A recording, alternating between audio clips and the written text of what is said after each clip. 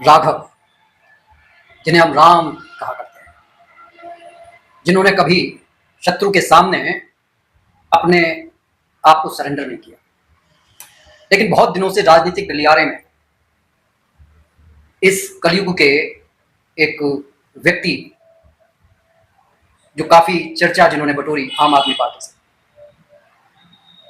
जो ये कहते हैं कि मैंने 15 साल इस पार्टी को दिए लेकिन अब ये अपने नॉर्म्स बदल चुके हैं। कारण जो भी है, लेकिन हकीकत ये है कि जिस घर का बच्चा होता है उसे उस घर से लगाव होता है, उसके नॉर्म से लगाव होता है। अगर उसमें कुछ गलत होता है तो उसको सही करने का प्रयास किया जाता है, लेकिन वो प्रयास नहीं किया गया। ये अपने आप को शिव भक्त कहते हैं। तो क्या सही है क्या गलत है? राजनीति में कोई किसी का मित्र नहीं होता, कोई किसी का शत्रु नहीं होता। हालात को देखकर सब बदल जाते हैं, लेकिन एक व्यक्ति की जबान पर बड़ा भरोसा किया जाता है। एक व्यक्ति की जबान सब कुछ होती है। अगर साधारण तौर पर अगर आप देखेंगे कि आपके गली मोहल्ले में अगर कोई व्यक्ति है तो आप उसको जानते होंगे कि इस व्यक्ति की जबान का भरोसा है। इसने कुछ कह दिया है वो ठीक है, उसने मना कर दिया नो, इसने हाँ कर दिया वो काम होगा। लेकिन राजनीति में किसी की हाँ भी ना हो सकती है, किसी की ना भी हाँ हो सकती है, लेकिन जबान बहुत बड़ी चीज है। खासकर राजनीति में तो जबान का बहुत महत्व होना चाहिए जो घट रहा है। महाराणा प्रताप जी ने अपनी मूंछ का एक बाल रख दिया था, उनकी मूंछ के एक बाल पर मतलब कितना भरोसा किया गया। लेकिन आज सिर्फ मैं एक विवेचना करना चाहता हूं कि क्या जो भक्त होते हैं, जो अध्यात्म की यात्रा कर रहे होते हैं, या फिर जो सामाजिक मंचों पर बोलते हैं कि मैं तो महान भक्त हूं, मैं तो उज्जैन के महाकालेश्वर मंदिर में नित्य जाया करता हूं, मेरा तो घर का जो वातावरण है वो भगवान शिव के नियम और कायदों से चला करता है। और जब एक ऐसा भक्त जब उल्टी सीधी बात कहता है या डर जाता है तो बड़ा मतलब मन में एक कलेश सा महसूस होता है।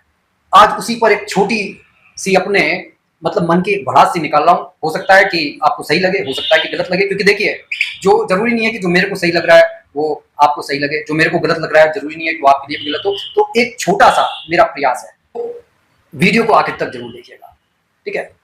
ये जो प्रयास है मेरा, डर, आस्था और राजनीति की जो तार्किक विवेचना करने का जो छोटा सा प्रयास है, देखता हूं कहां तक सफल होता है। क्योंकि राजनीति में जो विचारधारा है व्यक्तिगत महत्वाकांक्षा और परिस्थितियों का एक जटिल मिश्रण है। जब कोई नेता अपने पुराने विचारों के विपरीत कदम उठाता हुआ दिखाई देता है तो समाज के सामने कई सवाल खड़े हो जाते हैं। क्या यह बदलाव रणनीतिक है? क्या यह दबाव का परिणाम है? या फिर यह आंतरिक विश्वास की कमजोरी को दर्शाता है? जो अपने आप पर काबू नहीं पा सका वो देश का क्या भला करेगा? यदि हम इस पूरे प्रश्न को शिव भक्ति और डर के संदर्भ में देखें तो यह केवल राजनीति तक सीमित नहीं रहता, बल्कि एक गहरी दार्शनिक बहस बन जाती है। शिव भक्ति का वास्तविक अर्थ क्या है, ये उनसे पहले आइए हम जानने का प्रयास करते हैं। भगवान शिव को भोला कहा गया है, भोलानाथ कहा जाता है कि उनकी भक्ति का जो अर्थ है केवल पूजा पाठ नहीं है। शिव का स्वरूप स्वयं में एक संदेश है। वे शमशान में रहते हैं, मृत्यु के भय से परे, वे विष पीते हैं, कठिनाइयों को स्वीकार करते हैं। और सही मायने में विष क्यों पिया था? इस सृष्टि को बचाने के लिए, दूसरों को ठीक रखने के लिए उन्होंने स्वयं विपत्ति को स्वीकार कर लिया। वे विरक्ति के प्रतीक हैं, मोह और लोभ से मुक्त। इस दृष्टि से देखें तो शिव भक्ति का अर्थ है निर्भयता। जो भक्त होगा वो निर्भय हो जाएगा, क्योंकि माया मोह से तो उसका कोई मतलब ही नहीं। सत्य के प्रति अडिग रहेगा और आंतरिक शक्ति को विकसित कर लेगा। अगर कोई व्यक्ति खुद को शिव भक्त कहता है तो उससे यह अपेक्षा होती है कि वह परिस्थितियों के दबाव में अपने मूल विचारों को त्यागे नहीं। सेकंड पॉइंट है डर। मनुष्य की सबसे बड़ी परीक्षा डर की होती है, एक स्वाभाविक मानवीय भावना है। लेकिन यह व्यक्ति के निर्णयों को किस हद तक प्रभावित करती है, यही उसकी असली पहचान बनाता है कि वो अपने निर्णयों को बदल लेता है या अपने निर्णयों पर अडिग बना रहता है। राजनीति में डर कई रूपों में आता है। उसमें सबसे पहला है कि सत्ता अपना दबाव उसके ऊपर बनाती है, उसे प्रेशराइज करती है अपने निर्णयों को बदलने के लिए। उसे जांच एजेंसियों का भय दिखलाया जाता है। राजनीतिक भविष्य को मतलब ऐसा लगता है कि अब तुम्हारा राजनीतिक भविष्य खत्म हो गया, अनिश्चित है। व्यक्तिगत सुरक्षा या प्रतिष्ठा को संकट में मतलब डाल दिया जाता है तो व्यक्ति डर जाता है। अब सवाल यह है, क्या डर के कारण लिया गया निर्णय सही कहा जा सकता है? फिर आपका सम्मान कहां रह गया? अगर तार्किक दृष्टि से देखें, यदि निर्णय सिद्धांत पर आधारित है तो वह सम्माननीय है, क्योंकि ऐसे ही निर्णयों का सम्मान किया जा सकता है, ऐसे ही लोग मिसाल बनते, इतिहास रचते हैं। यदि निर्णय डर पर आधारित है, वह कमजोर चरित्र का संकेत देता है। विचारधारा को बदल लेना, सही है या गलत। यह जरूरी नहीं कि कोई व्यक्ति हमेशा एक ही विचारधारा से चिपका रहे, उससे जुड़ा रहे। इतिहास में कई नेताओं ने अपने विचार बदले हैं, कई बार वह बदलाव सही भी साबित हुए, लेकिन इसके लिए अपनी ही उस पार्टी पर धब्बा लगाना कहां तक सही है। देखिए, यहां पर उस अंतर को समझने का प्रयास करते हैं। सही बदलाव जब व्यक्ति के विचार विकसित होते हैं, जब उसे लगता है कि जो नई विचारधारा समाज के लिए बेहतर है, तब वह अपने पुराने विचारों की जो है खुलकर समीक्षा करता है या उन्हें तिलांजलि दे देता है। लेकिन उसे जानना चाहिए कि अभी कुछ समय पहले तक वह जिस पार्टी को गुंडा पार्टी कह रहा था, अब वह पार्टी सही होगी, उसकी पार्टी गलत होगी। यह एक संदिग्ध बदलाव है। जब बदलाव वो अचानक हो, जब वह अपने पुराने बयानों के बिल्कुल विपरीत बोले, जब उसमें पारदर्शिता और स्पष्टता की कमी हो। अगर कोई व्यक्ति कल तक किसी की पार्टी को गलत कह रहा था, जैसा कि मैं अभी पहले मैं कह चुका, और आज उसी के साथ खड़ा हो रहा हो, तो यह सवाल उठना स्वाभाविक है कि क्या यह परिवर्तन विचारों का है, परिस्थितियों का है। सीधी सी बात है कि आदमी तो यही कहेगा कि डर के कारण उसने अपना पाला चेंज कर दिया। अब डर और आस्था का जो ये टकराव है, यहां सबसे महत्वपूर्ण बिंदु ये आता है। अगर कोई खुद को शिव भक्त कहता है, लेकिन उसके निर्णय डर से प्रभावित लगते हैं, तो क्या उसकी भक्ति सच्ची मानी जाएगी? अगर हम तार्किक रूप से देखें तो बिग नो एकदम से माथे पर झंझनाएगा, क्योंकि आस्था का उद्देश्य व्यक्ति को मजबूत बनाना है। अगर वही आस्था व्यक्ति को निर्णय लेने में साहस नहीं दे पा रही, तो उसकी गहराई पर प्रश्न उठना स्वाभाविक है कि वो अभी तक अभी उथले पानी पर ही तैर रहा है, अभी तक वो उसकी गहराई में नहीं गया है। लेकिन दूसरी तरफ यह भी समझना चाहिए कि कोई भी इंसान पूर्ण नहीं होता। हो सकता है कि व्यक्ति आस्था रखता हो, लेकिन अभी भी डर से पूरी तरह मुक्त नहीं हुआ हो।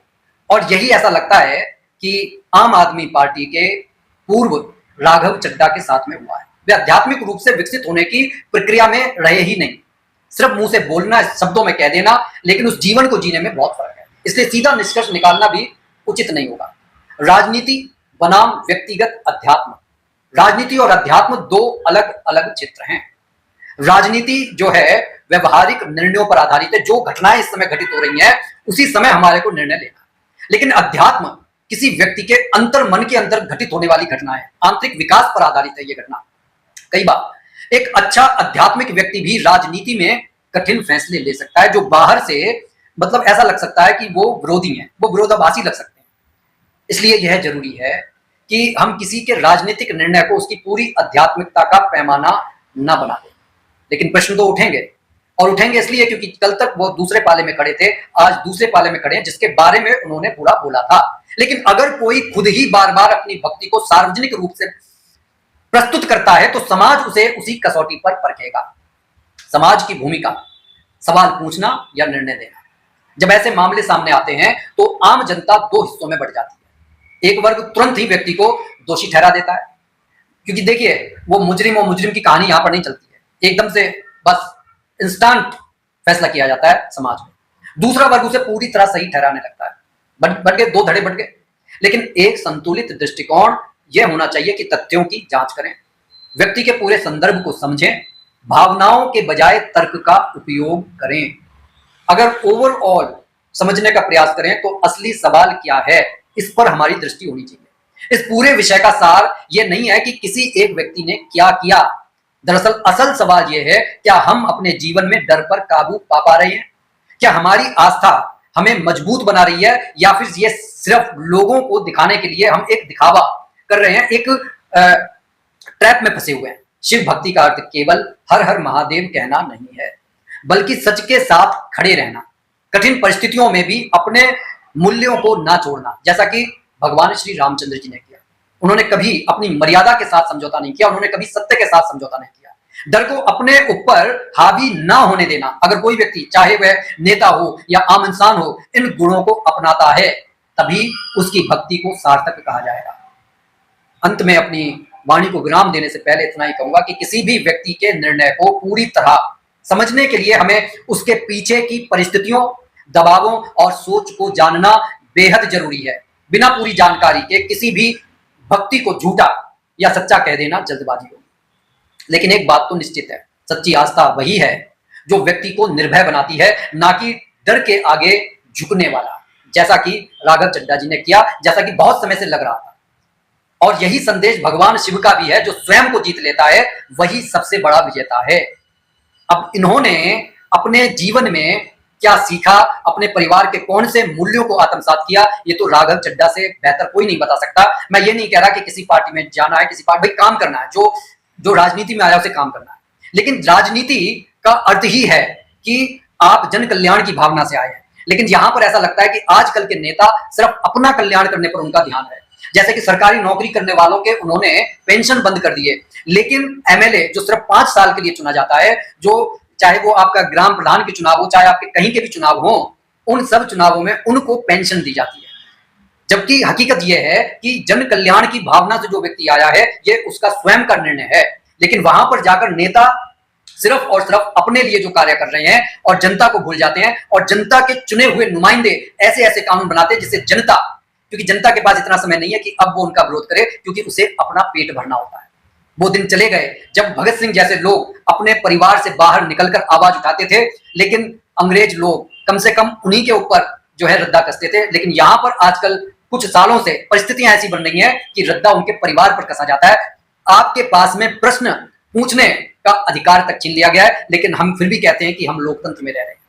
जो भी है सही है, लेकिन मैं फिर भी कहूंगा कि लोकतंत्र में अगर प्रश्न पूछने की आजादी को छीन लिया जाता है, तो वहां पर यह शुरुआत होती है लोकतंत्र का गला घोटने की, जहां पर मीडिया हमारे लिए नहीं बोलती, जहां पर कोई आम आदमी आपके लिए आवाज नहीं उठा सकता, जहां पर पत्रकार जो है वो चाटुकार बन जाते हैं। इसका सीधा सा अर्थ होता है कि अब लोकतंत्र को हाईजैक कर लिया गया है। और जब राघव चड्ढा जैसे लोग जो अपना एक साफ सुथरी इमेज बनाने के बाद में फिर लोगों को धोखा देते हैं, और क्योंकि लोगों ने उन्हें जिस आम आदमी पार्टी के लिए चुना है वो दूसरी पार्टी में जब जाते हैं, इसका सीधा सा मतलब है कि ये लोकतंत्र का मखौल उड़ाया जा रहा है। होना तो ये चाहिए ऐसे लोगों को जिनको अब टिकट दी गई है, जिनको किसी भी पार्टी ने शामिल कर लिया है, किसी भी नागरिक को उनको वोट नहीं देना चाहिए।